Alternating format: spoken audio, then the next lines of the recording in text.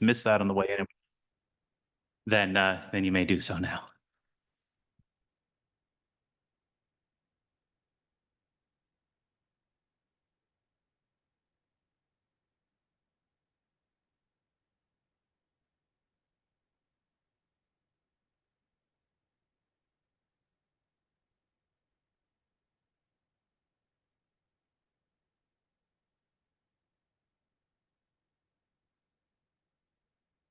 All right, then I'll call the meeting to order. The Town of Lunenburg Planning Advisory Committee. Before we begin, I'd like to acknowledge that we are holding this meeting in Mi'kma'ki, the ancestral and unceded territory of the Mi'kmaq people. Thank you. The first item on the agenda, number 3, is the approval of the agenda. The draft motion is moved and seconded. The committee approved the agenda for the August 21st, 2024 meeting as presented. Do I have a mover to that effect? Moved by Councillor Haver, second by Alex Greek. Any additions, deletions? Seeing none, all in favor? Contrary minded, motion is carried. The approval of the minutes from the last meeting, July 31st, moved and seconded. The council approved the minutes of the July 31st, 2024 meeting of the Planning Advisory Committee as presented. Do I have a move by Colin? Seconded by Irma. Any errors or omissions? I did take note of one. It mentioned Councillor Halverson as being present, but you weren't there. Yes, correct. So with that correction, was there anything else? Okay, hearing none. All in favor? Contrary minded, motion is carried. Item 5, correspondence for the public participation meeting. There were 2 items of correspondence that were included in the agenda package from Blaine Collins and Heather Langell. I imagine everyone's had a chance to read that. So moving on to the public participation meetings. There are 3 tonight. 6.1, amending the MPS to be consistent with the Old Town Lunenburg Heritage Conservation District Plan and Bylaw. 6.2, amend the town's municipal planning strategy and land use bylaw to allow development agreements on land purchased from the town.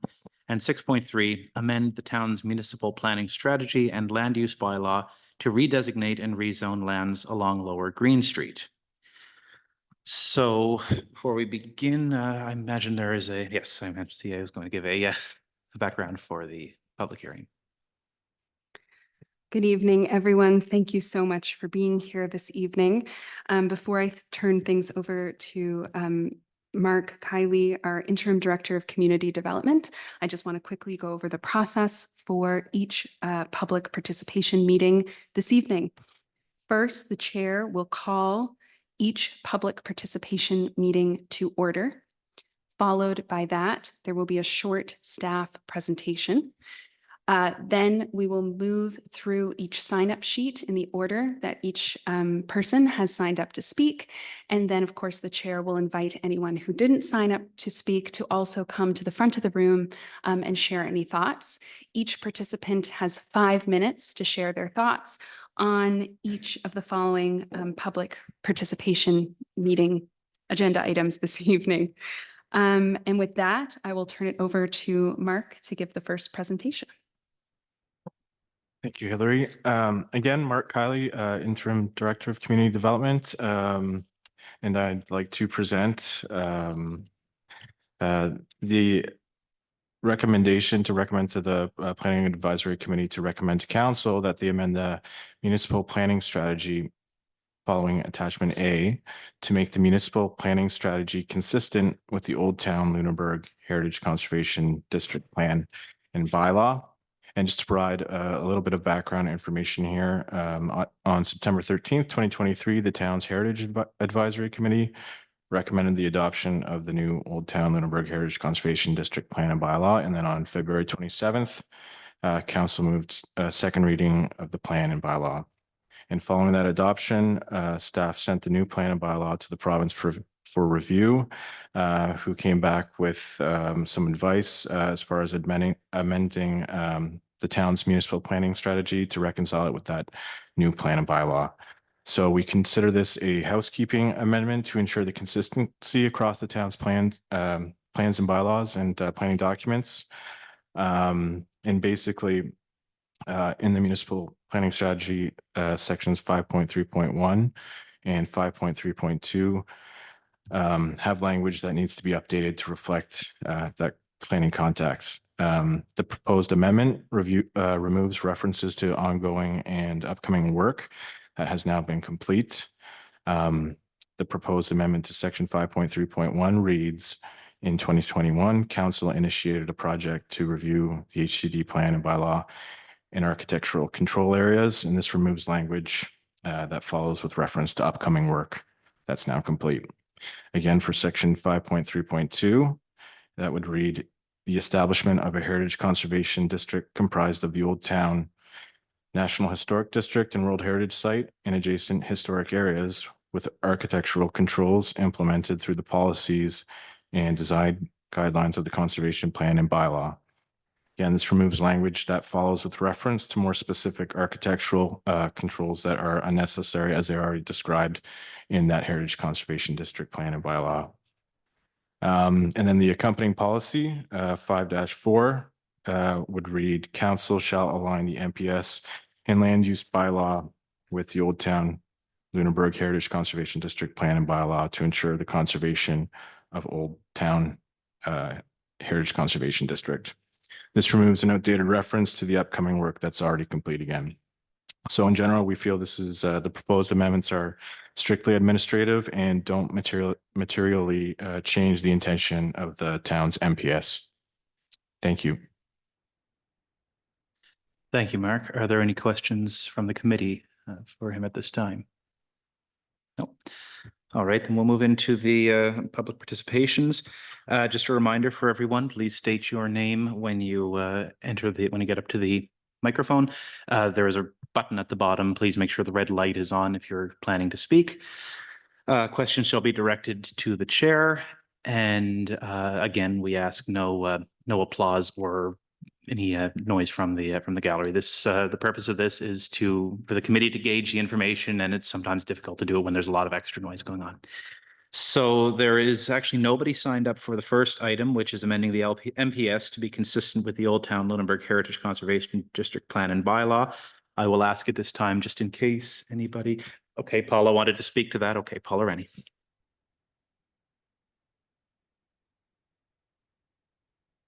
Hi, we've designed our presentation to address all three proposals. So could we present at the end once Mark has covered all three recommendations?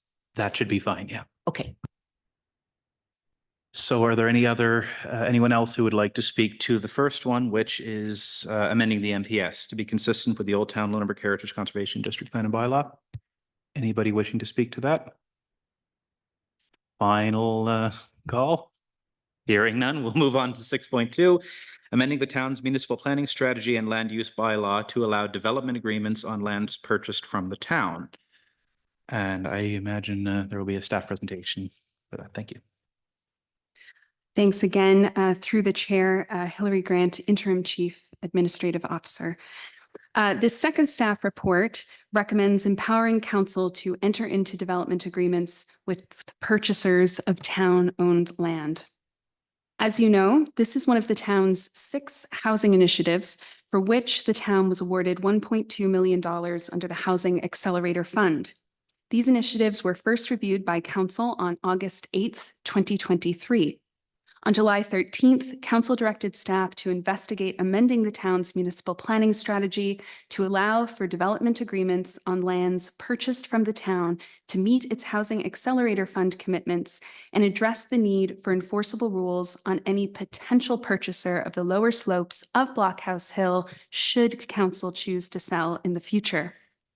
A development agreement is a legally binding contract between a municipality and a property owner that outlines how land must be developed.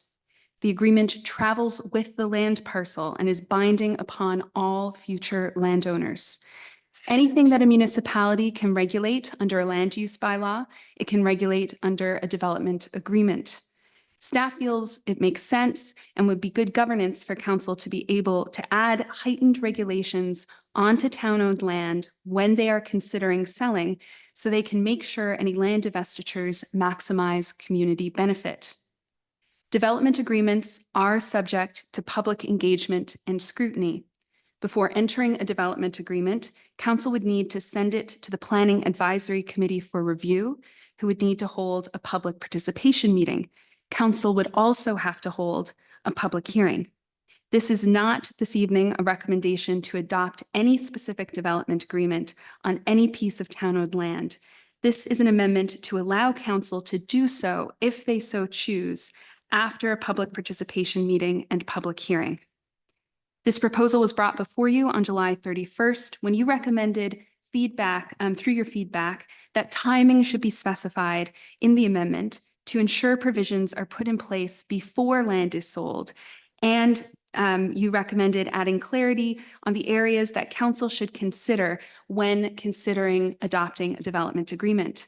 The draft amendment has been updated accordingly, and these updates have been reviewed by legal counsel. I would like to note that staff have received requests that this Planning Advisory Committee meeting be postponed, and that the Planning Advisory Committee postpone making a recommendation to council so that people have more time to consider the amendments and submit comments. I would also note that this proposal is not considered contrary to any provincial interest statements. Thank you. Thank you, Hillary. Are there any questions of the committee right now? Hearing none, then we will move on to the speakers, which there is only one for this one, and that is Alison Strawn.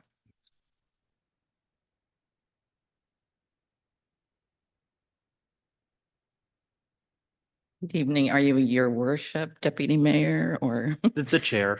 Okay, my name is Alison Strong. Good evening, everyone. Just a few moments ago, the movie Groundhog Day came to mind. And it has to do with the Lower Green Street, which we're now calling Lower Green Street, I think, since April of 2023. So I'm going to do a little presentation, even though I've done this presentation before on several occasions. And specifically in March, when we were considering the same recommendation at 7.3 in a different recommendation in that agenda. So my name is Alison, as I said, and the view from my home that I cherish the most is of the tennis courts and the grand homes that make up what we are now calling Lower Green Street, sorry. Homes once occupied by prominent Lunenburgers, including at least one mayor, a founder of the fish plant, a founder of ABCO, and the first town clerk. This is a street that had been residential for well over 100 years until 2021, when the town's new bylaw or new plan converted it to commercial. When I first asked the town in one of the 3-minute public presentations, which I'm very thankful for, why the changing had occurred in zoning, Mr. McDonald informed me that a consultant had advised planning for the town that it be rezoned as commercial. So I speak tonight in support of the residents who have made submissions of that beautiful streetscape in their application to be rezoned from commercial to residential. Residents who are family of original owners in at least one case, but most importantly, residents who care deeply for their homes and have spent significant amounts of attention to preserving their beautiful homes over the years. I feel that a commercial designation in other areas that I've lived in Nova Scotia is like death knell to heritage. So the families made a presentation in September or wrote letters to council. The matter went to council in the winter of 24 and was referred to this committee for recommendation. The committee met, dealt with it, and at the same time was dealing with the Morash Lane parking. There was a unanimous agreement in the room, as I recall, of wanting to recommend to council that it be rezoned back to residential. But I never saw the recommendation make its way to council. Maybe it did, but I've scanned quickly and I'm wearing glasses that are held together with thread right now, but I don't see in the agenda where the recommendation went back to council in the spring after the planning committee meeting. So now here we are in late August 2024, more than a year after the issue was first raised by me in April 2023. Emotions have run high, especially as one of the properties did go on the market during this open period. So I'm requesting that we don't delay this decision and we please communicate directly to the residents of Green Street without delay that the change in use is supported by this committee, first in the winter public hearing and again at tonight's meeting. It's caused undue concern. I feel like a social worker in my part of town, and let's just get this scene from that movie over with. Thank you. Thank you, Allison. Are there any questions from the committee for her at this time? No. And, oh, yes, Colin. Maybe it would be worthwhile just to have some clarity why this came back. Because I think it's because of a change of provincial legislation, perhaps. Is that? I'll pass it along to the CAO. Through the chair. Yes, so the last public participation meeting this evening is a return of a request for Green Street, properties on Green Street to be redesignated residential zoning. The committee already recommended to council that they adopt the amendments as presented on March 25th, 2024. As you know, since then, council adopted a new planning public participation policy with different advertising requirements than the former policy after the Municipal Government Act was amended. Staff want to ensure that the entire amendment process is handled under one set of MGA regulations and under one town policy to avoid any potential procedural appeals. The goal of staff returning this to you this evening is simply to prevent any risk of the amendment being challenged or possibly overturned due to a split process with changes again at the municipal level, but also at the provincial level as the Municipal Government Act was amended.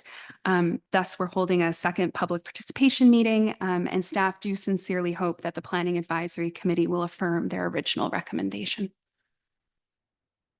Thank you, Hillary.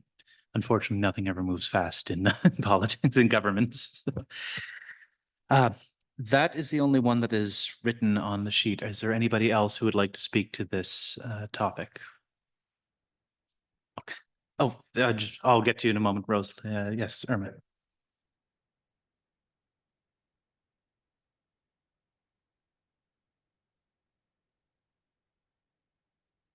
Sorry, yeah, I thought because we were focusing on the development agreement and now we're jumping onto Green Street. And I was wondering if we could get back to the order on the agenda. My apologies. I was going through the three public participation things as once, and then the motions were coming later, but which I understood as that. But how does the committee wish to proceed?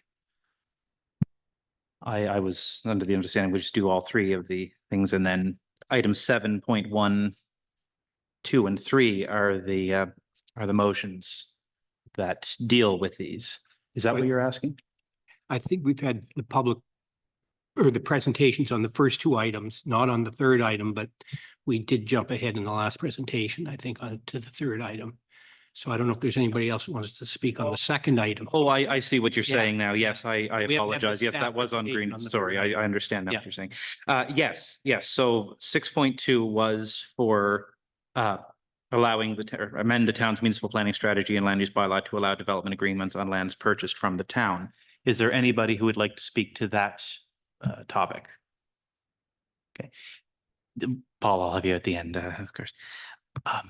Okay, hearing none, then we should move on to Green Street. Is that satisfactory? Okay. Okay, so we're now on Green Street. Thank you for the clarity. We're now on Green Street. Is there anyone else who wishes to speak to that? Yes, Rosalie Osmond.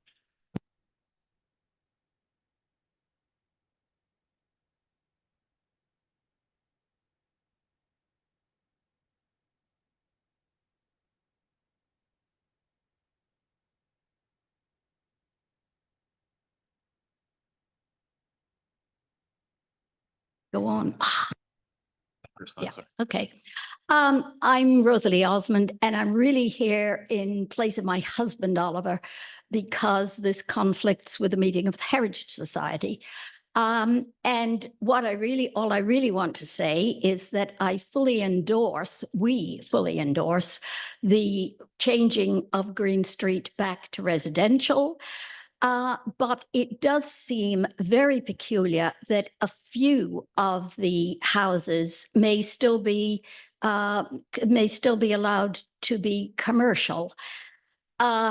I mean, maybe if properties were bought or whatever with the expectation of there being in a commercial zone, I can see that this could be a problem. But I really don't see why it should not be uniformly residential.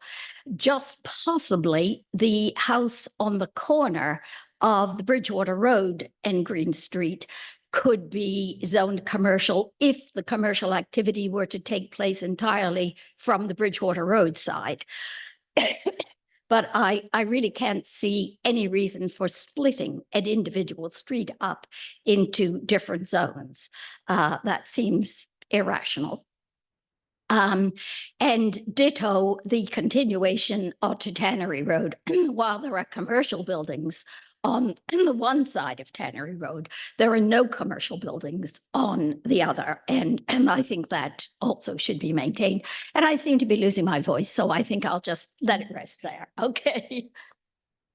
Thank you, Rosalie. Are there any questions at this time, committee? Sorry, yes, I have a question for Hillary. I guess that's why I commented on the agenda, because I am a bit confused as to how you said you represented this amendment, this policy in lines with what we had recommended. And I know for the Green Street policy, we had unanimously agreed that we were all for changing it to be residential, including those two that you still maintain to be commercial. So we had discarded that policy to make it all residential. So I'm wondering why it's come back now, back in its original form and not into the form that we had all unanimously agreed upon, because I think we all saw the benefit of keeping it residential. So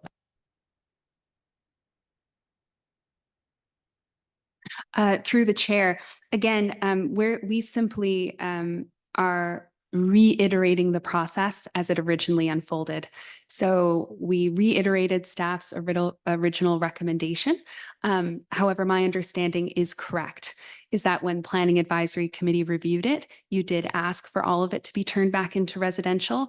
That was not the recommendation of the staff person of the original report. So again, to maintain some integrity for the process, despite their no longer being involved in the file, we simply reiterated the process exactly as it had unfolded before. But as I say in my speaking notes, I agree and sincerely hope that you will affirm your original recommendation. Thank you for the point of clarity. Thank you, Colin. So again, just for clarity, there's no new information from those property owners that are potentially remaining as commercial, for them to remain as commercial. There's not, in the interim 3 months or 5 months since we last met, nobody's come forward and saying, no, I want my property to remain commercial on Lower Green Street. Is that correct? Through the chair, my understanding is that, again, what sits in the memo is the research that was done for the original application, and that since that time, we have not heard from property owners advocating to remain commercial. Anyone else? Okay. Then I will just open it one more time for anybody who may wish to speak on Green. I'll get to you, Paula, after that. But anyone who wishes to speak on Green Street? Okay, then Paula, you may make your presentation.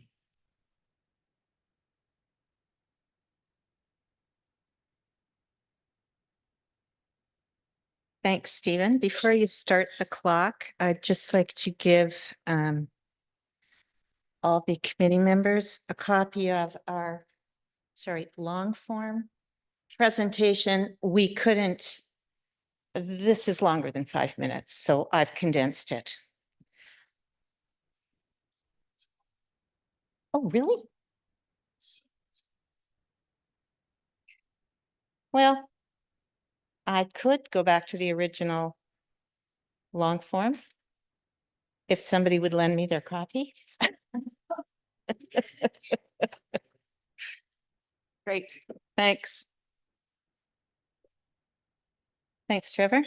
Would the Thank chair you. like to clarify the amount of time that would be provided to the speaker? Yes, thank you. Yeah, that's fine. Okay, good evening, committee members, and thank you for the opportunity to address the Planning Advisory Committee tonight. My name is Paula Rennie. I live at 211 Cumberland, and I represent the Friends of Blockhouse Hill. As many of you know, in addition to our focus on Blockhouse Hill, we are concerned about the management of our UNESCO World Heritage Site, or WHS.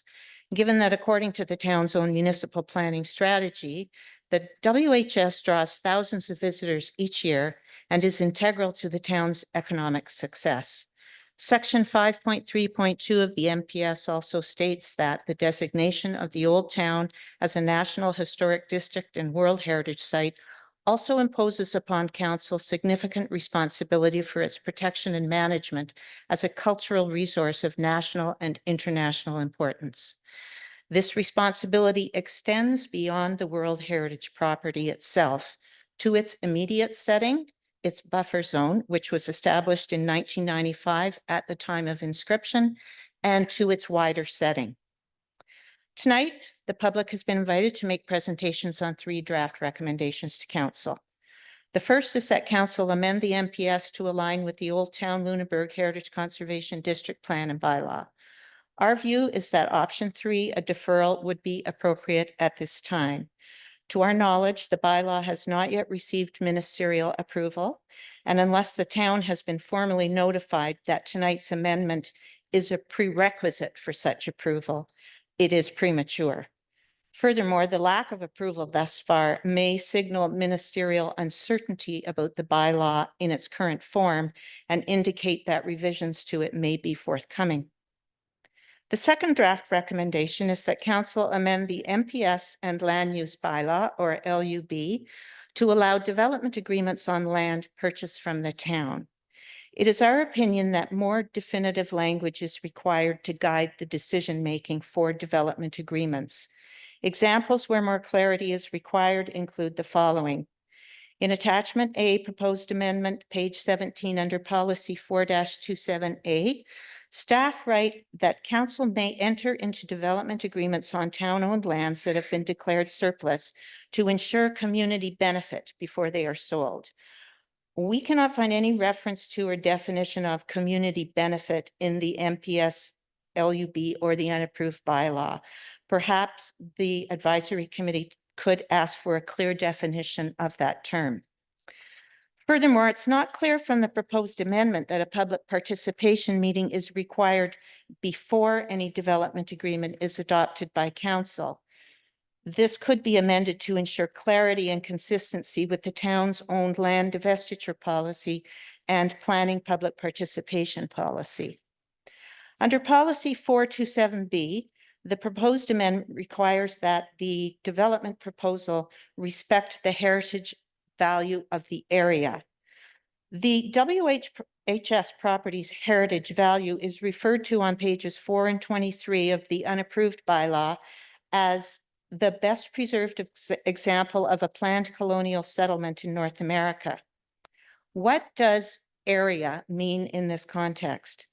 And does the heritage value of the area refer to the heritage value of the site of a proposed development, or does it refer to the heritage value of the World Heritage property, its immediate setting, including the buffer zone, and its wider setting? Again, perhaps the committee tonight could ask for clear definitions.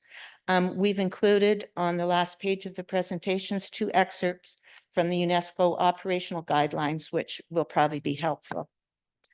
Staff notes in attachment C that under 6.51 of the MPS, policy 619, C7, council shall not amend the land use bylaw or enter into a development agreement unless council is satisfied that the proposal is not premature or inappropriate due to impacts on UNESCO World Heritage Site statements of outstanding universal value. This raises some questions. Are the terms heritage value and outstanding universal value being used interchangeably in the town's planning documents? Does this mean that every development agreement will be assessed through a World Heritage lens, World Heritage site and setting lens? How does council satisfy itself that the proposal is neither premature nor inappropriate in terms of impact? What are the criteria? The third recommendation tonight is that council amend the MPS and LUB to redesignate certain properties on Green Street as residential and rezone them to lower density residential. Staff contends that the proposed Green Street rezoning is in Newtown, a significant distance from the Old Town World Heritage Site, so that the zoning change will not have any impact on the World Heritage Site or its statement of outstanding universal value. In fact, distance from the World Heritage Site property is not the issue. Setting is and should receive due consideration. Again, please refer to the attached UNESCO operational guidelines. We would suggest rephrasing this to say that since the area in question is part of the wider setting of the WHS, the change in zoning may have an impact on that wider setting, and an impact assessment is required. Furthermore, given that amendments to the MPS are under consideration tonight, perhaps the committee can ask for a specific requirement in the MPS that any development proposal include evidence that the potential impact on the World Heritage Site and its immediate and wider setting has been assessed to council's satisfaction. So why are we focusing on immediate and wider setting? First, Friends of Blockhouse Hill have consistently maintained that the immediate and wider setting of our WHS is integral to its outstanding universal value and was a key factor in the 1995 UNESCO inscription. On August 20th, yesterday, we received confirmation from the UNESCO World Heritage Center director that despite errors made by Parks Canada in drafting the 2015 retrospective statement of outstanding universal value, any development within the buffer zone or in the immediate or wider setting of our WHS property can still impact the attributes of the property and must be assessed for impact. Second, Old Town Lunenburg setting is an important reference in the original UNESCO nomination file. Furthermore, setting is also a key topic in the UNESCO operational guidelines.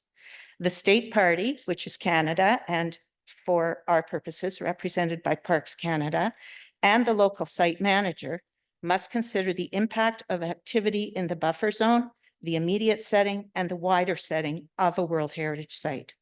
As confirmed yesterday by the UNESCO director, this means that anyone developing around the World Heritage Site needs to be aware that the site's setting is important. Any right to develop within the terms of the MPS and LUB is limited to the extent that it does not impair the WHS setting. Who determines whether a development impacts setting? Ultimately, that lies with UNESCO and ICOMOS via an impact assessment.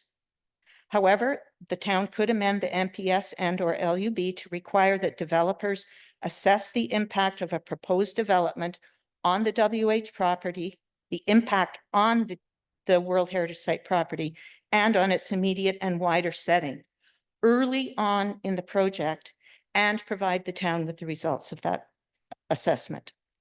In that vein, we also recommend that the town require that UNESCO and ICOMOS compliant heritage impact assessments are used when new developments or major works are proposed within the WHS property, buffer zone, and immediate and wider setting.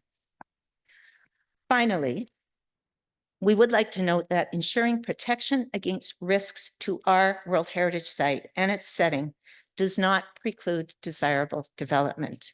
We all know that appropriate change is essential to Lunenburg's economic vitality and at the same time can greatly enhance our World Heritage Site.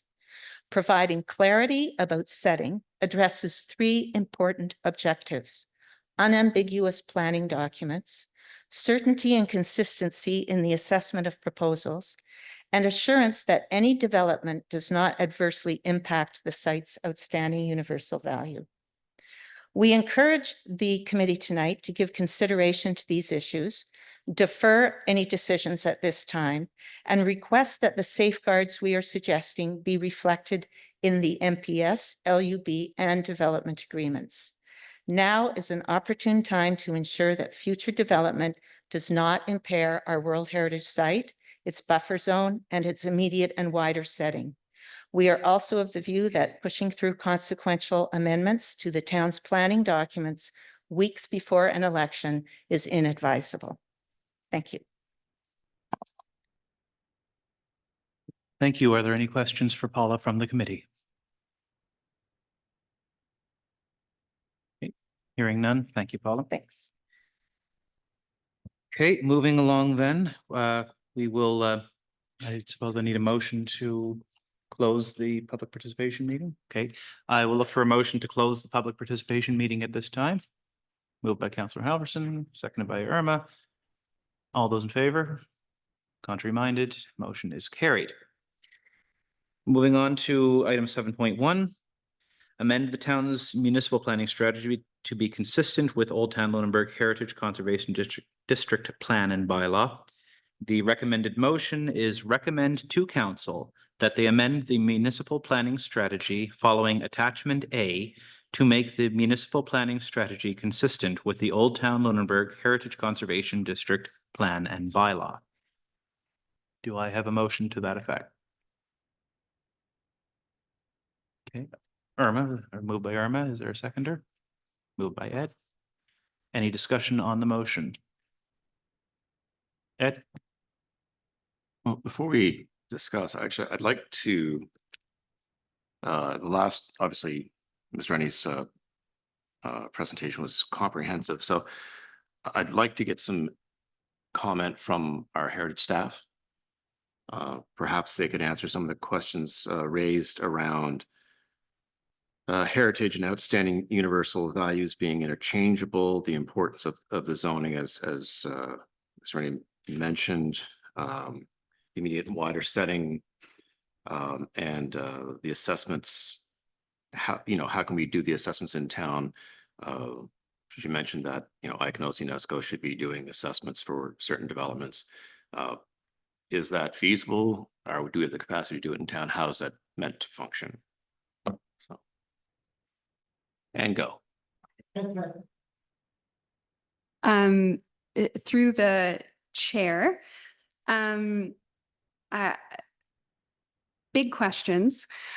So as it was rightly pointed out, 6.51 of the MPS policy 619 does say council should not amend the land use bylaw or enter into a development agreement unless council is satisfied that the proposal is not premature or inappropriate due to the impacts on UNESCO, World Heritage Site, statements of outstanding universal value. I can't off the top of my head verify that that's the exact wording or those are the but I do recall that being in the document. And thus there is no need to repeat it. So council has the guidance under the municipal planning strategy that they may not, they should not, they shall not, binding language, enter into a development agreement unless they are satisfied that the proposal does not impact Old Town Lunenburg World Heritage Site. That will stay in place for all development agreements, not solely those that would be empowered under the amendment here this evening. The determination of whether a development agreement would impact our UNESCO World Heritage Site ultimately does fall to council's discretion. In terms of having ICANN International complete heritage impact assessments for all developments surrounding the town, perhaps I can throw that to Mark. Again, ultimately, the town of Lunenburg is the site manager and it's our role to legally protect the site. So a great deal of the decision-making power does rest with council. My understanding is that ICANN International would potentially author its own heritage impact assessment should our reporting to Parks Canada trigger them to do so. Yeah, that's right, Hillary. So essentially, as the system works now, the site manager is responsible to work with Parks Canada to determine at that state party level. They do have the ultimate, nationally, they would be the authority on determining whether they feel any project would impact the heritage value or the outstanding universal value enough to flag that for the World Heritage Center, which in turn would flag that to Ecomos International.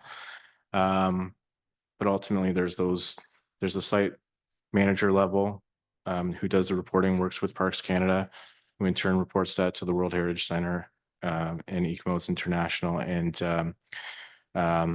there's a bit of a communication up and down the line with that, but it would ultimately, Parks Canada, through our conversations with them, would have to determine whether it warrants further escalation, really. And could you provide some clarity on how that determination will be made? What kind of how it would be assessed? So that, again, you say that discretion lies with council. We're lay people. We're not heritage experts. So we'll need guidance from obviously our heritage experts here in the town, but also from Parks Canada. So what criteria is being assessed, and how is that going to be presented so that we can be assured that we're not jeopardizing the status? Yeah, thank you. So basically, the baseline document in World Heritage, or the baseline, if you want to say measurement, for lack of a better word, is that statement of outstanding universal value. So they'd be looking at, depending on the project, there's a number of variables that you could look at as far as measuring at that against statement of Lunenburg's Old Town statement of outstanding universal value. It's sort of a as far as like the technical, maybe Hillary, you can speak to the more the technical side of, the heritage components that they might look at, but there's any number. I mean, truly, it's sort of a case by case basis. You'd have to say, is this going to impact, for example, the grid, the grid layout of the streets, or the view planes, if that's going to, depending on, the massing of the structure, if there's a development building structure, that kind of thing. But yeah, there's any number of variables really at play there. And through the chair, one of the goals, for example, in managing a living World Heritage site, is that you would pass comprehensive policies and bylaws under which there would be no permissible development that could potentially negatively impact Lunenburg's heritage as a whole. So of course, we have the Heritage Conservation District Plan and bylaw, we have the land use bylaw. Again, if the municipal planning strategy has a policy in it that the land use bylaw cannot be amended unless council is confident it will not impact the UNESCO status, the de facto assumption is that the land use bylaw was adopted by council, feeling that any development that it makes permissible would not impact the World Heritage status. So then staff implement those bylaws that have been put in place by council. Council can, of course, recommend further heritage evaluation if they so choose, and staff can also choose to undertake it at their own discretion. So staff have undertaken some heritage impact assessments over the last year. Of course, some of these are simply done through conversation. They're not necessarily things that are written down and shared. Others have, one has been written down and shared with Parks Canada and is available, of course, on the town website, a heritage impact assessment for option 2 for Blockhouse Hill. So that is available, of course, on the town website, and council can request that at any time. So if council, for example, was ever concerned that a development agreement could potentially impact the World Heritage site, or if staff felt that perhaps that would be a worry, a full heritage impact assessment report could be generated or requested. Of course, these are very labor intensive. They do take some significant staff time. So that would be a consideration, though they can also be contracted. Just another question. There was some speculation in Ms. Rennie's presentation about why we've yet to see ministerial approval on the document, on the plan. So can you offer any insight into why would be waiting this long, or do you feel that there's that they're hesitating for any reason, or what's the normal process that's involved, just so we've got clarity for everyone to understand how that process unfolds? Through the chair, of course, I cannot predict what the minister may or may not be thinking.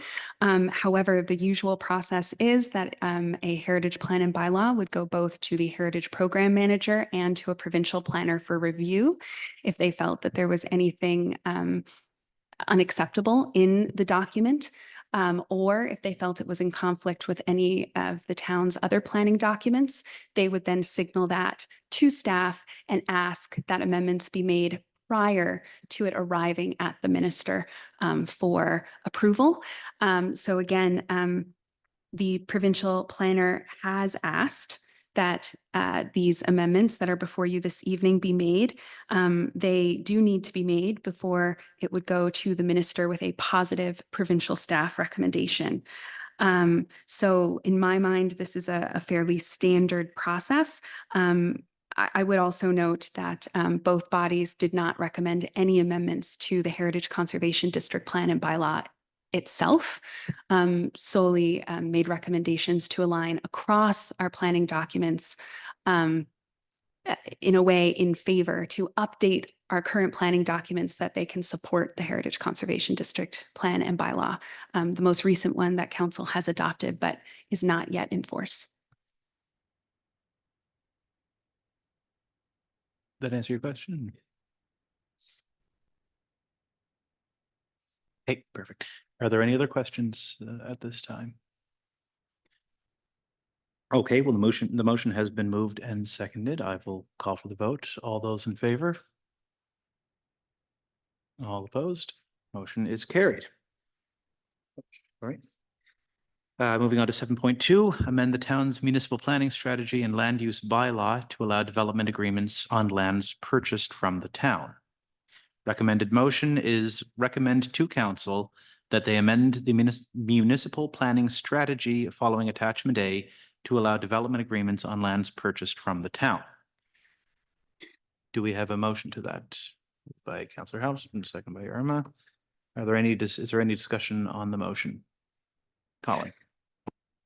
I guess I have a couple of points. At our last session, we talked about expanding the development agreements to the wider context other than just town-owned property. And we also talked about incorporating buyback agreements. And so I think those are two things that should be researched as part of this and considered as part of the recommendation to council. But before that, I wonder about this document that we received from Paula tonight, and should we take the time to have a staff, write a response to these points, so we have something written. I appreciate the answers and the questions from Councillor Halverson, but somebody's taken time to address a lot of points here. I'd feel more comfortable if I had something in writing that responds to these points before pushing this through tonight. Okay, well then you're within your rights. You can make amendment to the motion if you wish to do so. Okay, I'll make that motion that we defer a decision on item 2 until we have a staff response to the items reflecting that change to the allowing the development agreements on town-owned property. Okay, thank you. Perhaps I could get to reread the motion as you've written it out. Jack, can you repeat once more, please? We defer a decision on item 2 on the agenda until such time as we have a staff response to the items addressed in Ms. Rennie's presentation tonight, Great. specific to that item only. Okay, so Item item two. 2. So recommendation to defer at this time on item 2 until we have a staff response to Ms. Rennie. Great. Okay, everyone is understanding of that. So we have an amendment to the motion. Do I have a seconder for that? Oh, okay.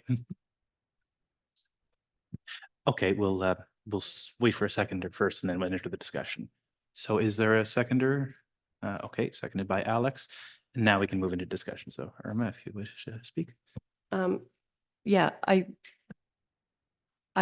at this point, I agreed with Colin in terms of development agreements for non-town owned land.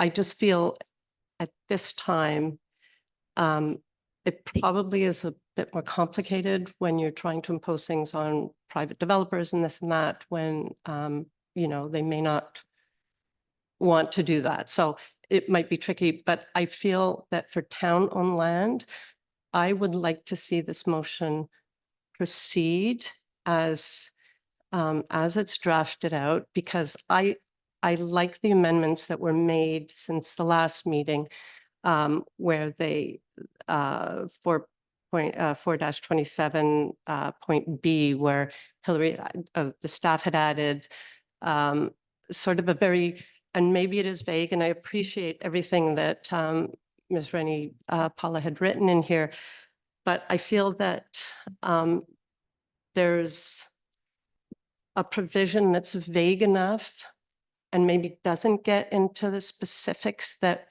everybody's looking for, but we are asking that there is public participation before any development agreement gets approved. So that, to me, is the time, instead of spelling out a lot of more detailed, valid detailed explanations or clarifications, that we just have it vague enough, and these things would come out in a public consultation where heritage value, universal value, all these things will come out. And obviously, if it's not in the best interest of the town, we are going to hear from the town, and that's when we can say yay or nay to a specific project. So I'm kind of comfortable to let this proceed as is. And that's where I stand. Thank you.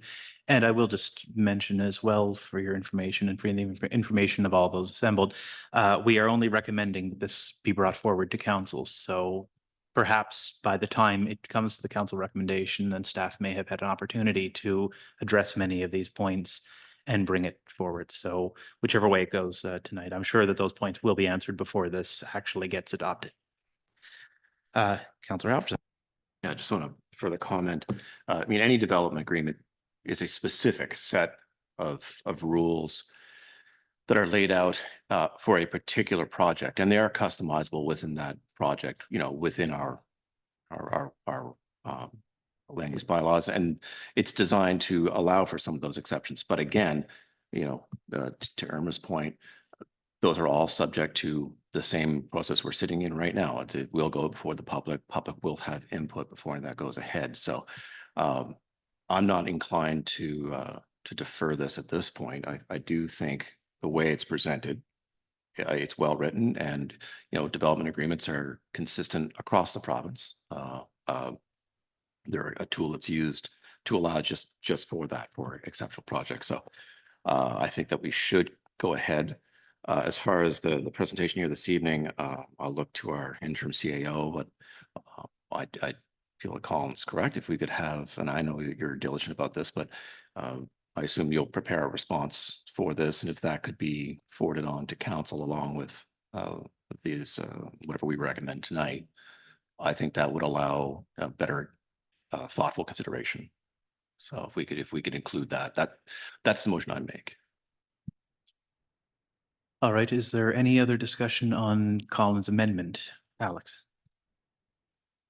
Yeah, I mean, like a lot of the others I think I've stated tonight, you know, I don't necessarily have issue with what's in front of us. And to Irma's point, I think, having the details vague, to bring forward the discussion from the public, I think certainly can be to our benefit. But from my perspective, I think I would just like to see a little bit of detail, in some areas for what the options are and what we may want to proceed with in regards to development agreements.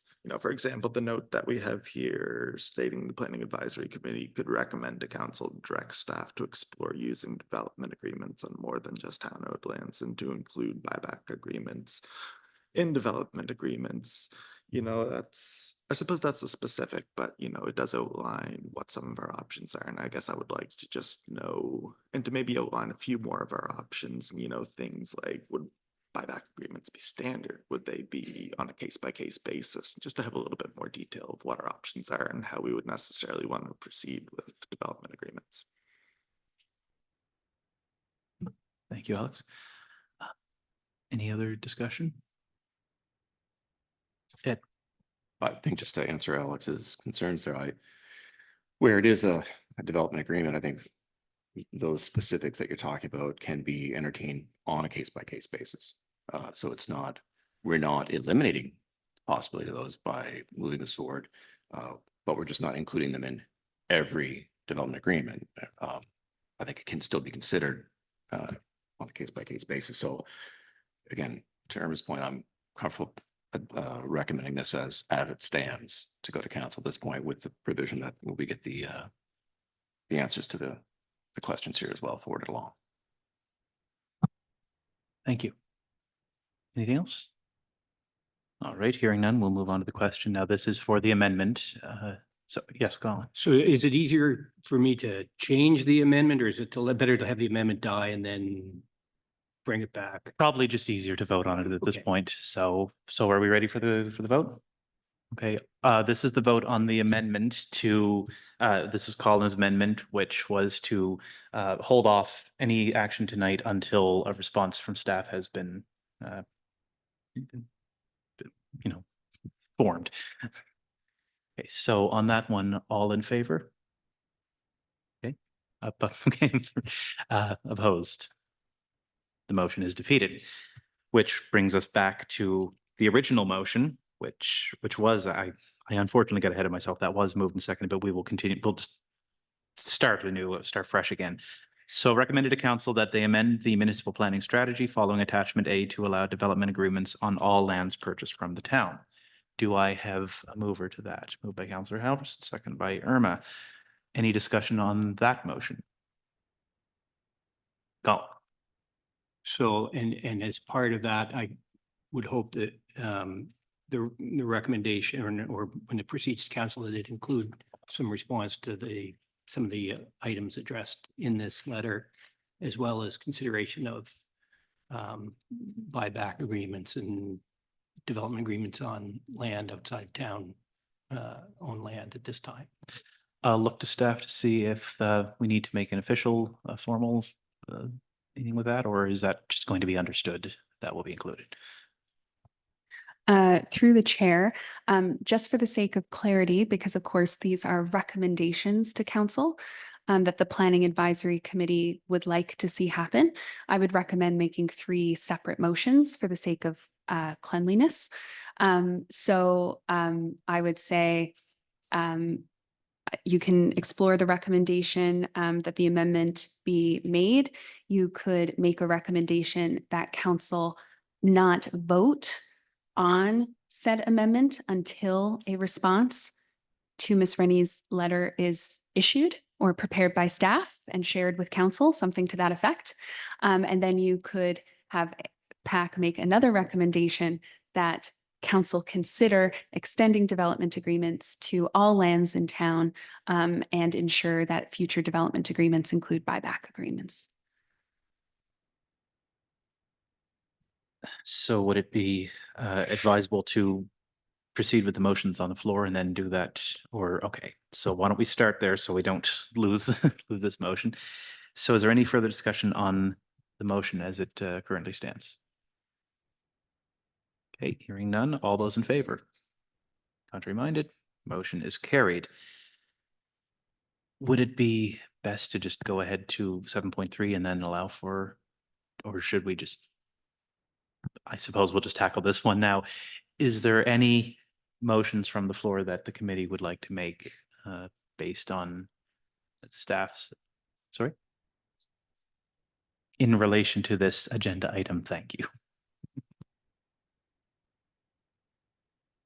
To Colin's point there, I don't know if it needs to be a vote, but maybe we could just ask that staff present the response from the presentation tonight to council when this comes before for a vote.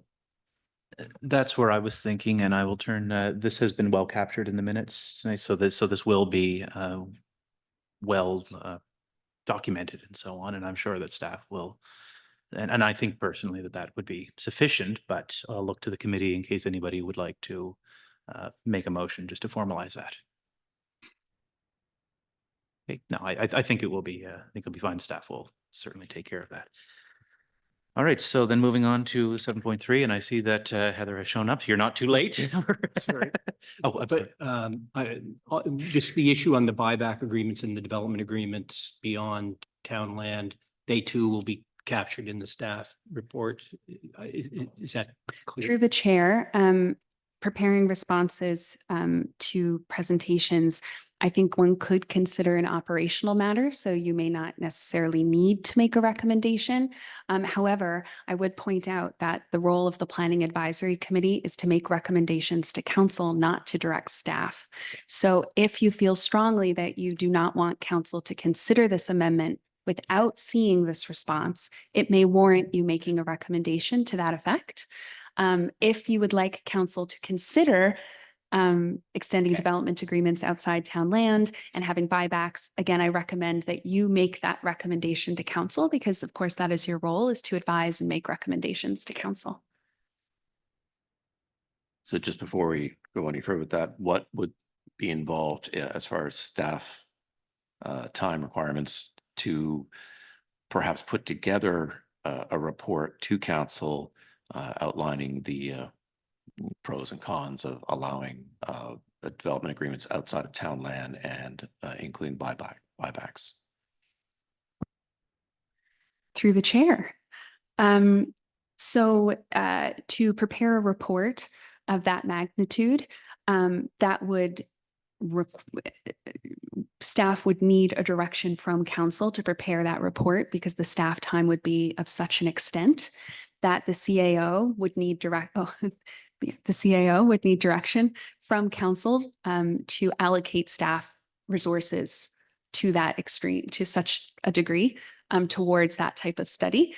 However, if that is something that the Planning Advisory Committee would like to see happen, then I would recommend that you make a recommendation to council, and if council so chose, they could direct staff to prepare a report. Okay, so you've heard that. Is anybody, yeah, sorry. You and I do sit on council, and we're well versed in at this point that the concerns that have been raised, and you know, I think that's something when this conversation comes to council, we will definitely raise the fact that you know, we're looking at, you know, should we include buybacks, and should we extend this beyond just town? So I mean, if we want to make a recommendation here, that's fine, but you know, I feel comfortable in saying that I will pledge as a counselor to raise that at the council meeting. So if that is any reassurance, but again, this is the preview, the pleasure of the council, of the committee here. And thank you. I was much thinking the same thing. And we do have another member of the council in the gallery tonight. So so half the council is listening, and I know the mayor's at home watching this online. So so I think that will be well covered personally. So I thank you for bringing that up. Well, I feel more comfortable if we make it a motion as requested. If we could, just let's clear it up and deal with it, and then it's clear. So I'll make the motion then that with respect to this item, that we recommend to council that they request staff to look into buyback agreements on town-owned land, and that if they feel the staff time is warranted, that they consider extending development agreements to non town-owned land. Were you able to capture that? Okay, when you're done, I'll just ask for a reread.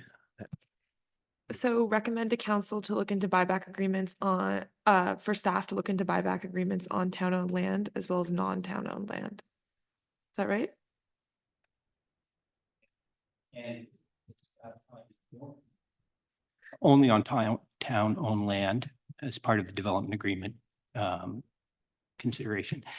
And if they feel staff time is warranted, to prepare a report on extending development agreements to non-town-owned land.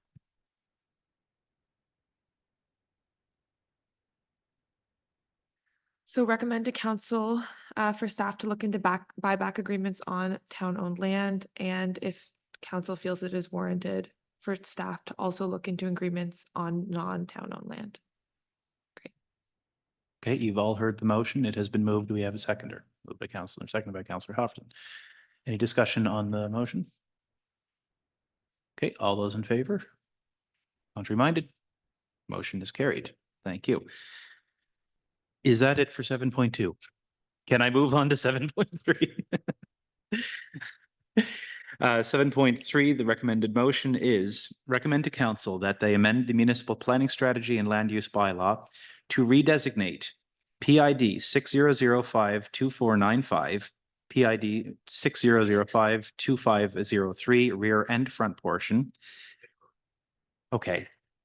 To residential and rezone them lower density residential. Do we have a motion to that effect? With no motion, okay, Councillor Halverson moved. Do we have a seconder? If it is not seconded, dies on the floor, just so everybody is aware. Is there a seconder? I just want, before we call for the second, perhaps could just be clear, the PIDs we've listed here, that includes all of the properties. That's not, that doesn't include the exclusions, or does include the exclusions? Look to staff for that. Through the chair, if the Planning Advisory Committee would like to reaffirm the motion that they made previously, I recommend you simply pass a motion to reaffirm that previous decision and avoid PID numbers altogether, as this particular again, this report is the exact same as the former report, and again, as committee member Irma was wisely pointed out, again, PAC did decide to recommend to council that all of the properties are zoned residential. So as we shared in our speaking notes, we hope that the Planning Advisory Committee will simply reaffirm their previous decision. I had Councillor Halverson and Irma afterwards. I think we're probably do the same thing. Yeah, it's just where we went from residential numbers to PID numbers. It's getting a little confusing on the motion. So, I assume we're going to make the same motion, but I will make that motion to reaffirm the previous motion that we assign all, we change the zoning of all those addresses on Lower Green from commercial to residential. Yeah. Okay, is we have a mover, is there a seconder? Irma? Okay, is there any discussion on the motion? Irma? I have a question for Hillary in terms of the attachments and the overall, and this may be totally unrelated, but it was confusing me a bit. So we have the use zone map and we have the future land use map. And okay, I'm gonna make this bigger because I can't really see. Okay, how do I word this here? So you've got your the downtown commercial in your future land use map. And it's all that burgundy. And if you look on the water side of Falkland Street and Tannery Road, you've got the downtown, which is the dark red that abuts the downtown commercial, and then it abuts to the waterfront land use. And then you go to the use zoning map. And you've got, in there, you have some residential along Tannery Road. And then you have, and some of it is marine industry, but you have the residential in there, which apparently in the waterfront zone, you're not allowed residential, but yet there is residential in the use zone map. And then in that use zone map, you also have general commercial, but that is now that little schoolhouse lot, but that is now residential. So I'm kind of confused because in the qualifications of what is allowed, hold on, there's no allowable residential. So if you go in your attachment B, downtown commercial, it doesn't have a residential designation in there, or the waterfront designation. There's no residential in there, yet there is on the, I go back, that you see the residential on the attachment F, the use zoning map. So I guess my comment is I'm kind of very confused because there doesn't seem to be clarity for some of the residential zones and what's allowable. So I just find it's a bit contradictory, some of these zoning maps. So I know that's totally unrelated, but is this the time to kind of make certain corrections if there is a discrepancy? Through the chair, through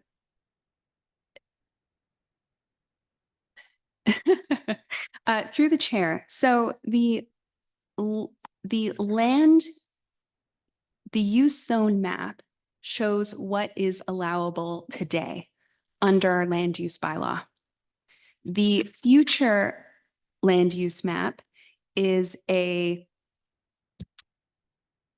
how can I say it? A forward-looking projective document of what was recommended that the town move towards in the future. So the future land use map does not have any regulatory force in the sense that it does not control what can and cannot happen on a property today. It is a guidance document to help groups like the Planning Advisory Committee or Council have a sense of where the land use bylaw may go through amendments and updates in the future. So the future land use map does not have any impact on what someone can and cannot do on their property today and doesn't necessarily reflect current uses that are on any of those lands. So it doesn't capture the present moment. It's a thought exercise. Yet, through the chair, so on that future land use map, we're saying on the water side of Tannery Road, we do not want residential down the road? Are we striving towards wiping out all that residential? And are we strictly making like the sites like West Nova Fuel and the schoolhouse that we want to see those never be residential in the future? So I'm just wondering who is deciding this future use map and why are we restricting residential in the future when we should actually be embracing the residential that exists for one, maybe not creating more than we, but, you know, I always thought that, you know, if West Nova Fuel wasn't there, it'd be a great place for a nice apartment building or something like that. And it could be residential in that zone, which is sort of an argument for keeping some of that commercial on Green Street was because it ties in with that commercial on Falkland. But you know, because we have the schoolhouse and who knows what future use of West Nova Fuels land might be. And the foundry now is getting perhaps some residential to it. So I'm wondering where that future land use map is, like, how come we're not encouraging some of the residential uses? Through the chair, there is no obligation to ever adopt this future land use map. So council is in no way bound to approve a land use bylaw that does regulate this in the future. If the Planning Advisory Committee would like to see council amend the future land use map to clearly politically convey what they would like to see happen in Lunenburg through potential amendments in the next 5, 10, 15 years, the Planning Advisory Committee can make those recommendations.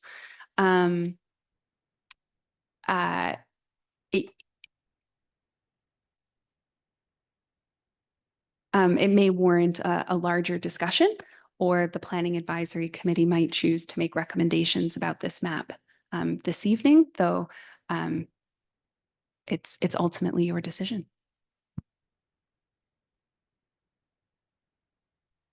I'd love to hear somebody else's comments. Well, I would like to say, just because we're straying a little farther from the motion at hand, that maybe we get back into that. And if you'd like to speak to that later on, then we can bring it up at that time. So It's more to get clarification. of course, yeah, absolutely. Is there any other discussion to this motion, which is the Green Street? No, then I will call the vote. All those in favor? Oh, I'm sorry. This was, if I may have it read back, it was just affirming the vote that was, the motion that was made at the last meeting, or the last time we dealt with this. Yes, correct. Recommendation that we reassign all addresses from commercial to residential. Okay, is everyone understanding of that? Just for clarity, I think at the last meeting, the property at the corner of Victoria Road and Green Street, we did not suggest that it get zoned residential. Is that your recollection, Irma or Alex? That's right. That Yeah. one property would stay commercial. Sorry, can you repeat what address that is? I think I can make this simpler. I have the March 25th motion available, if that's helpful. Please do. Thank you. I'll provide you this, Maya, but it reads, recommend to council that they amend the municipal planning strategy and land use bylaw following attachments E and F of the staff report to redesignate PID 60052495, PID 60052503 rear and front portion, PID 6005251, PID 6005259, PID 6005259 with the addition of PID 6005259 rather, and PID 6005278 to residential and to rezone them to lower density residential. Okay, is everyone okay with You get all those PIDs? that? Those, Yeah, those, exactly. yeah, so those do differ than the PIDs that are listed on this recommendation.